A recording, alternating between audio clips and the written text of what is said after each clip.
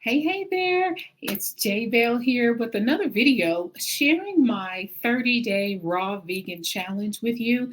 And I wanted to share the 5 steps to eating raw that has helped me on my journey. So, my hope is that these 5 steps you would consider if you plan to start eating raw. So number one, you want to understand the basics. Learn the fundamentals of a raw vegan diet. I mean, I have been following several raw vegan people who have been in this longer than I have, and I have gleaned lots of information before I even started this journey myself. Um, the fundamentals, like, how do you not consume unprocessed foods? What are unprocessed foods, right? Um, Thinking about plant-based foods that have not been heated above 118 degrees. What exactly can I eat? I had to familiarize myself with the health benefits. Also, I had to address and think about the common misconceptions that people say about eating raw, just so I had a good understanding of the basics of what this could potentially do for my health. And also learning how to eat a variety of different types of foods. I have started this journey for health reasons.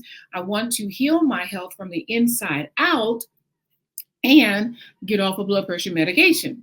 That's just Jennifer's journey. This is what I'm doing in with wisdom from my doctor. So I'm making sure that I'm keeping her abreast of everything that I am doing. And I'm happy to say the blood pressure is coming down. I'm feeling amazing. So number one, the steps to eating raw vegan. Before you start, get a basic understanding. You don't have to know it all to even start, but those fundamentals are very good to know before you even start. Number two, you want to stock your kitchen. Stock your kitchen with all types of raw fruits and vegetables and things like, the types of fruits that you really love to eat. Maybe even try some new ones, right? Make sure you have lots of super greens and vegetables and nuts and seeds and sprouted grains. You want to also invest in tools like a high-speed blender, a food processor, and maybe even a dehydrator if you're going to do this for the long run, for the long term, just so you can make meals, prepare your meals, and also make them easier to prepare and also make it more diverse. That food dehydrator is going to be a key staple in your kitchen. Number three, plan and prepare your meals. I cannot stress this enough. I personally plan my meals 3 to 4 days at a time so I can make sure I keep fresh fruits and vegetables on hand and none of it goes to waste because it's in the refrigerator too long. So if you plan your meals ahead of time, you ensure a balanced intake of your nutrients. Experiment with different recipes. I love to cook, y'all. I love trying new recipes. Uh, And you want to experiment with different meal plans as well that include things like smoothies. I have a breakfast smoothie just about every day. All types of salads and raw soups and dehydrated snacks. I'm excited to try that very, very soon. And then you want to batch prepare your meals to save time and to stay consistent, especially if you work outside of the home. Batching and planning on the weekends, at least 3 to 4 days, or at least plan out your lunches will serve you well in the long run. All right, number four, the fourth step to eating raw vegan that I have found beneficial is to educate yourself on nutrition. Am I a nutritionist? No.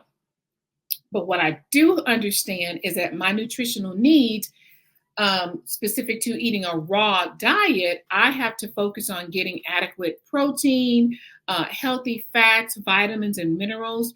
And how do I incorporate superfoods into what I'm eating to make sure I get the vitamins, minerals that I need? I personally do a plant-based supplement called Thrive that helps me to fill in the nutritional gaps that I may not get these minerals, vitamins, and enzymes through the food that I eat. So I do take a Thrive supplement, and I take this Black Label as an example to make sure I'm getting B12 supplementation throughout the day. But if you need that, if it's necessary to meet your dietary and your dietary needs and requirements, then ask me about my Thrive. I've been thriving for 10 years, and it's just premium vitamins that I know my body absorbs. It's not your grandma's vitamins, right? It's vitamins that help that your body needs and will use as fuel to fill in those nutritional gaps, because sometimes we can't get it all through our eating. At least that's what I do. And number 5, let me go back to educate yourself. Another thing I want to add to that is, watch some of the documentaries. One that kind of shifted me to plant-based eating was What the Health. Then I watched Forks Over Knives, and that just really showed me that I can truly reverse my chronic illness, high blood pressure, and through the foods that I eat. So food is healing. Then I also read a book from Dr. Bobby Price called Vegetation Over Medication. And then now I'm currently reading Cellular Health 101.